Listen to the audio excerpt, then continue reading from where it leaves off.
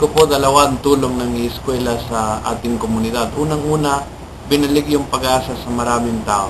Binalik yung pag-asa mag-aral muli at binalik yung talagang kakayanan.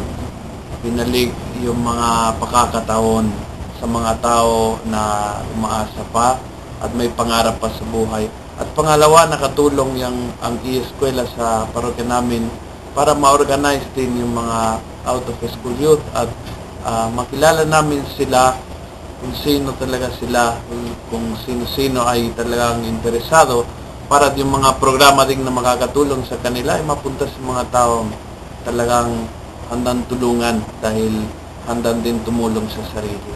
So yun ang nakita ko, dalawang tulong ng eskwela na ibalik yung pangarap sa maraming at nakatulong maorganisa ang sambayanan.